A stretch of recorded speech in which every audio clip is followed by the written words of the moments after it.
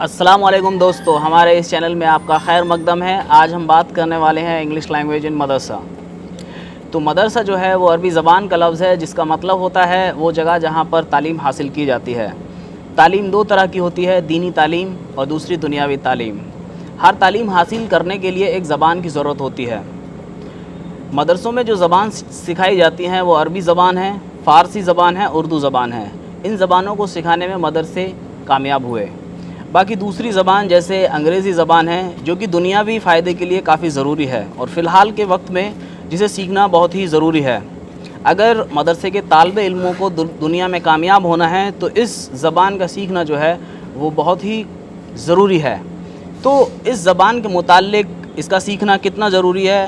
آج ہم نے اپنے ساتھ اپنے بڑے بھائی ساتھ کے ساتھ ہمارے دوست بھی ہیں، and he is doing his PhD in Department of English. His name is Atiq bhai and he is with us and he has a good experience in madrasa education as well as in the modern education. تو اس کے متعلق آج ہم بات کریں گے کہ انگریزی زبان کا مدرسے کے طالب علم کو سیکھنا جو ہے وہ کتنا اہم ہے۔ تو عتیق بھائی، میں اپنے اس چینل میں آپ کا جو ہے وہ خیر مقدم کرتا ہوں اور میں آپ سے سب سے پہلے یہ سوال کرنا چاہتا ہوں کہ انگریزی زبان جو ہے وہ مدرسے کے طالب علم کے لیے کیوں ضروری ہے؟ سب سے پہلے تو آپ کا شکریہ، بسم اللہ الرحمن الرحیم۔ سب سے پہلے تو میں آپ کا شکر گزار ہوں کہ آپ نے مجھے اس قابل سمجھا کہ میں مدرسے اور انگلش زبان کی تعلیم اور تعلم کے حوالے سے آپ سے گفتگو کر سکوں۔ جی آپ کا جو سوال ہے جس میں آپ نے کہا کہ مدرسے کے طالب علموں کے لیے انگلش زبان کی اہمیت کن حوالوں سے ضروری ہے یا کیوں ہے اتنی، تو دیکھیے جس دور میں ہم جی رہے ہیں 21ویں صدی کا یہ دور انگلش کا دور ہے۔ اگر زبان کی حیثیت سے ہم دیکھیں، جی ہم دنیا میں کہیں بھی جاتے ہیں یا ہم اپنے ملک ہی کے اندر جب ہم اپنے روزمرہ کی زندگی کو جو ہے لوگوں کے ساتھ نبھاتے ہیں، اس پہ جو ہے عمل کرتے ہیں یا ہم اپنی درسگاہوں سے باہر نکلتے ہیں تو ہمیں جس زبان کی ضرورت پڑتی ہے وہ انگلش زبان ہے۔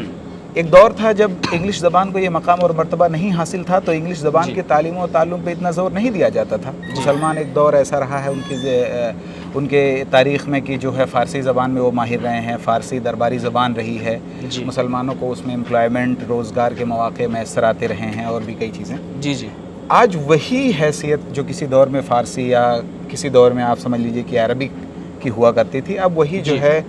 حیثیت انگریزی زبان کی ہو گئی ہے۔ تو مدارس کے طالب علم بھی مجھے لگتا ہے اگر وہ ایک طرف عربی زبان میں ماشاءاللہ مہارت رکھتے ہیں اور مہارت ہوتی ہے ان کی، کیونکہ ان کا ذریعہ تعلیم اور تعلم عربک ہوتا ہے، کتابیں عربک ہوتی ہیں اور بہت سارے مدارس ایسے ہیں جہاں پہ میڈیم آف انسٹرکشن جو ہوتا ہے وہ بھی عربک ہے، لیکن انگلش کی جو جیسا کہ میں نے کہا کہ ایک انٹرنیشنل لینگویج بن چکی ہے جس کے بغیر جو ہے آپ دنیا کے ساتھ کم سے کم آنکھیں ملانے کے قابل نہیں رہتے اگر آپ کے پاس اس زبان میں مہارت نہیں ہے۔ مدرسے کے بچوں کے لیے یہ چیز اور زیادہ ضروری ہو جاتی ہے اس وجہ سے کیونکہ آپ کے پاس آلریڈی ایک عربک زبان ہے جو انٹرنیشنل لینگویج ہے، ٹھیک ہے، بہت سارے ممالک بولے جاتے ہیں، اپارچونیٹیز اس میں امپلائمنٹ کی ہیں، اکیڈمک اپارچونیٹیز ہیں، ہائر ایجوکیشن کے لیے بہت سارے مواقع ہیں۔ انگلش کے ساتھ اگر اس کو کپل کر دیا جائے ایک طریقے سے کہ انگلش بھی جو ہے اگر وہ سیکھ لیں تو مجھے لگتا ہے کہ اس موجودہ حالات میں، موجودہ سچویشن میں ان سے بہتر کوئی ثابت نہیں ہوگا، لہذا ان کے امپلائمنٹ کے لیے، اپارچونیٹیز کے لیے، ہائر اکیڈمکس کے لیے، ساری چیزوں کے لیے اگر آپ دیکھیں تو انگلش کی زبان کہیں نہ کہیں ایک طریقے سے یہ زبان جو ہے وہ آگے ان کے کیریئر کے لیے جو ہے وہ لنک پیدا کر دے گی جو کہ عربی، فارسی یا پھر اردو زبان جو ہے وہ پیدا نہیں کر پائے گی۔ جیسا ہم دیکھیں کہ اگر انہوں نے انگریزی زبان سیکھ لی تو وہ جو ماڈرن ایجوکیشن لے کر طالب علم آتے ہیں اسکول سے تو کہیں نہ کہیں وہ ان کا مقابلہ کر پائیں گے۔ جیسے کہ ہم دیکھیں کہ آج کل کی جو اچھی کتابیں ہیں یا اچھا علم ہے کہیں نہ کہیں وہ سب انگریزی زبان میں ہے، تو پھر وہ اس کو بھی آسانی سے حاصل کر لیں گے اور دوسرے بچوں کا جو ہے وہ مقابلہ کرنے میں آسانی ہوگی۔ اچھا، میرا سوال یہ ہے کہ کیا مدرسوں کا جو اپروچ ہے اس کے پرتی کیسا ہے، یعنی کہ are they accepting English language in the curriculum اور not, and if they are accepting why is it so, and if they are not accepting why is it so? دیکھیے ہندوستان کے کانٹیکسٹ میں اگر ہم انگریزی زبان اور اس کے تعلیم و تعلم کے حوالے سے مدرسوں کے رویے کے بارے میں بات کریں عام طور پہ تو دیکھیے ہم اس بات سے واقف ہیں، اس کی جو جڑیں جو ہیں وہ تاریخ میں ہیں، ہماری تاریخ میں ہیں، ہم اس ملک کے حکمراں رہے ہیں کئی صدیوں تک اور ہم سے یہ ملک جن لوگوں نے چھینا जिन लोगों से हमारी एक तरह की राइवलरी या दुश्मनी वजूद में आई वो अंग्रेज़ थे जो अंग्रेज़ी ज़ुबान लेकर के आए थे। उन्होंने हमारे ऊपर जुल्म सितम किए, बहुत ज़्यादा मारा पीटा, जितनी भी उनकी पॉलिसीज़ थी या जो भी हर लेवल पे हमारा एक्सप्लॉयटेशन किया। तो उसके नतीजे में क्या हुआ ना कि हमें अंग्रेज़ी ज़बान और अंग्रेज़ी तहजीब व सकाफ़त बैक वक्त दोनों चीज़ों से जो है एक तरह की दुश्मनी अमल में आई। तो लिहाजा हमने क्या किया, मदरसों ने जब हमने अपना निज़ाम तालीम गढ़ा या बनाया या मदरसे कायम करना शुरू किए तो उसका मकसद तो बेसिकली था दीन का तहफ़्फ़ुज़ करना, कि दीन को तहफ़्फ़ुज़ फराहम किया जाए, क्योंकि मिशनरियों की तरफ से और भी दूसरे जो ताकतें थीं उनकी तरफ से इस्लाम को हिंदुस्तान के कॉन्टेक्स्ट में बहुत ज़्यादा खतरात दरपेश आ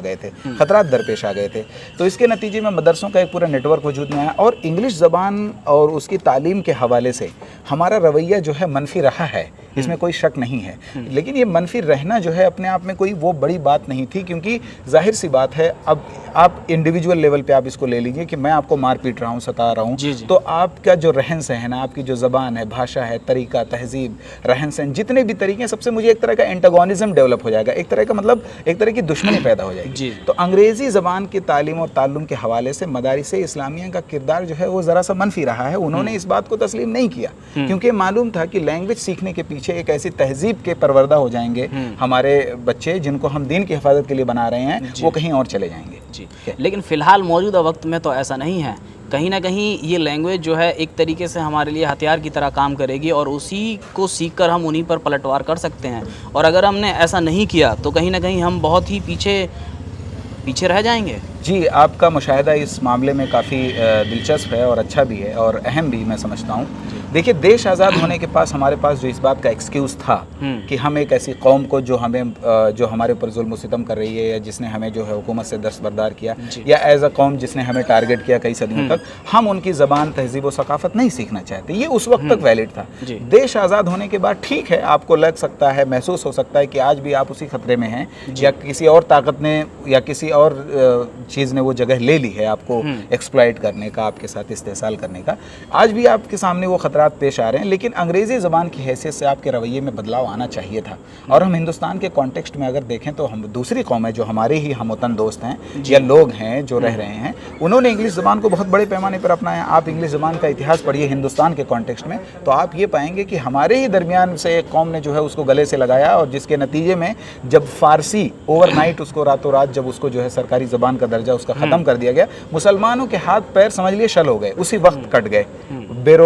बेरोज़गारी जो है आम हो गई, उनके पास रोज़गार के मौके सब छिन गए ओवरनाइट, ये रातों रात हुआ। लेकिन पैरेलल जो है हमारी ही हमवतनों में से एक जमात थी जो इंग्लिश को सीखने पे, आप बंगाल के मिडिल क्लास उसका देख लीजिए, आप ब्राह्मणों की एक बहुत बड़ी तादाद देख लीजिए जिन्होंने इंग्लिश क्लास सीखा। और जैसे ही फ़ारसी को हटाया गया, ये लोग जो है फ़ौरन सेंटर स्टेज पे आ गए। तमाम तर जो है अपॉर्चुनिटीज़ और एम्प्लॉयमेंट की या हायर एजुकेशन की सब इन्हीं के हवाले से चली गई। मदारिस के अंदर ये तब्दीली आनी चाहिए थी देश आज़ाद होने के बाद। देखिए, ज़रूरी नहीं है, ठीक है, हम इस बात को मानते हैं कि ज़बान सीखने के साथ साथ जिस कौम की वो ज़बान होती है उसके अतवार व अखलाक और आदात भी जो है घर करके आते हैं आप में। और ये डर गांधी को भी था और हमारे उलमाए कराम को भी था। गांधी भी इस बात अंग्रेज़ी तालीम के हवाले से बहुत ज़्यादा से ज़बान के साथ जो है वो पूरा कल्चर जो है, पूरी तहजीब उसके साथ आएगी और हम वैसे ही हो जाएंगे जैसा कि वो चाहते हैं। जी, तो मदारिस को इस बात का डर था। लेकिन आप खुद देखें हिंदुस्तान के कॉन्टेक्स्ट में कि हमारे जो फ्रीडम मूवमेंट है उसमें हमारे उन्हीं हम वतनों ने जिन्होंने इंग्लिश सीखी और इतनी ज़्यादा इंग्लिश सीखी कि एक दौर ये कहा जाता कि अंग्रेज़ों से ज़्यादा इंग्लिश इनको आती है, नॉलेज के हिसाब से, अदब के हिसाब से, सारी चीज़ों के हिसाब से। लेकिन यही इंग्लिश का सीखना इनके लिए बैक फायर कर गया। ये लोग क्या किए, इन्होंने इसी इंग्लिश लैंग्वेज को सीख करके इन्हों को as a weapon, as a tool इस्तेमाल किया अंग्रेज़ों के खिलाफ। और इसी वजह से एक दौर आया जब ये कहा गया स्वार्थी हीथेंस ऑफ इंडिया, कि मतलब ये खुद गर्ज लोग हैं, हमने इनको पढ़ाया लिखाया। मैकाले खुद यही कहते रहे कि भाई डाउनवर्ड फिल्ट्रेशन थ्योरी आप अगर आप पढ़ें ज़रा सी तो उस पर आपको उन्होंने की कि एक पॉकेट हिंदुस्तानियों को ऐसा तैयार किया जाए जो अपने कलर से और अपने उस हिसाब से तो हिंदुस्तानी हों, लेकिन मिजाज से, फ़िक्र के लिहाज से, सोच के लिहाज से वो सब के सब क्या हों, हमारे लोग हों। लेकिन ये चीज़ पलट कर गई उन पे ऊपर। और हम देखें इंग्लिश ही के थ्रू हमने जो है अब हिंदुस्तान को किस तरीके से आज़ादी दिलाने में इंग्लिश ज़बान का भी किरदार बहुत है, उर्दू ज़बान का भी रहा है। ठीक है, तो मुझे लगता है कि अब اب مدارس کے بچوں کے لیے یا مدارس کے انتظامیہ کے لیے جو چیز اہم نوٹ کرنے والی بات ہے، ان کے لیے بھی ایک سورس آف انسپریشن پیدا ہوا ہے۔ آپ پچھلے کچھ سالوں میں اگر انٹرنیٹ کی دنیا سے اگر آپ واقف ہیں، یوٹیوب کی دنیا سے، سوشل میڈیا کی دنیا سے واقف ہے، تو آپ دیکھیں گے ہمارے بہت سارے علماء کرام جو بہت زیادہ ماشاءاللہ ان کو علم ہے قرآن اور حدیث کا اور دنیا کا پیرالل، اپنی ساری تقریریں جو ہے وہ انگلش میں وہ انگلش میں بولتے ہیں، انگلش میں سمجھاتے ہیں، اور اس کے باوجود بھی ان کے اندر انگریزوں کا کلچر، تہذیب، ثقافت نہیں جا رہی۔